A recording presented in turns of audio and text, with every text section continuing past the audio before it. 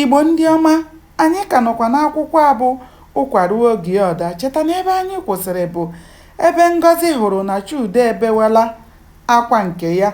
O hichaa anya bido gụgụwa Chude. Site n'ụbọchị ahụ ka Ngọzi na Chude bidoro bụrụ onye tee ibe ya aracha.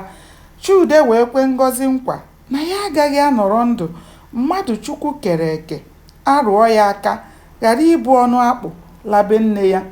Chude si ebe ahụ ọ nọ bilie chọrọ ndị otu ya gawa. Mgbe o ruru, ọ gwara ha na onye ọbụla ga-anwa anwa chọọ Ngọzi okwu ihe gba ọtọ ga-ejekwu ya n'ụzọ. Ha niile kwere ya nkwa na ọ dịghị onye ga-anwa anwa rọọ ya anya. Ụmụ akwụkwọ niile so mmadụ abụọ n'ụzọ na-aga n'ụzọ ha si ala.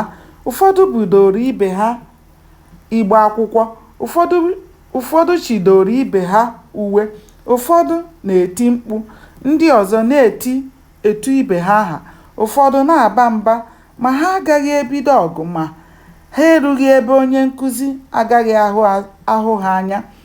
Ọ bụ Chude na otu nwatakịrị na-akwado ịlụ ọgụ. Ọ bụ gịnị na-esere ha? Nwatakịrị ahụ kpọrọ nne Ngọzi iyi. Ọ bụ eziokwu na ọ bụghị nne Chude ka a kpọrọ iyi.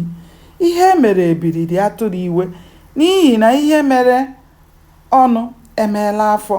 Mgbe ha ruru otu ebe, ha abụọ na-asị ibe ha metụ m metụ m, ọkpọ wee rịba ibe ya elu. Ụmụ akwụkwọ ibe ha enweghị nke chọrọ igbo ha ọgụ, n'ihi na o nweghị onye ihe nkiri anaghị atọ ụtọ. Ihe ha niile nọ n'ebe ahụ na-eti kpoo kpoo. Mgbe otu onye titụrụ ibe ya ọkpọ chara acha, mgbe o tipụrụ nwatakịrị ahụ ọbara n'ọnụ, nwatakịrị ahụ jiri anya ọnwụ taa ya arụ dị ka ọ bụ nkịta tara. Ndị nọ ebe ahụ jere kpọọ onye nkụzi ha, ma mgbe onye nkụzi na-abịa, ọ dịghị onye ahụrụ ebe ahụ. Chude ha alaala. Mgbe ha ruru n'ụlọ akwụkwọ echi ya, onye nkụzi ha kpọpụtara ha abụọ were ụtarị menyụọ ha anya.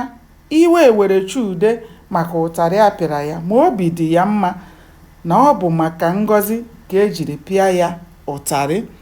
Ihe ọzọ emeghị, Ngọzi ewere nke a gbaghara ya ihe o tiri ya.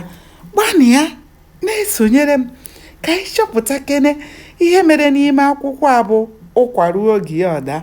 Aka m bụkwa nwanne ụlọ nwaanyị Oriakụ Uju Anyanwụ. Ka ya bụ ọhịa dịka ọ bụ na enwe amaghị.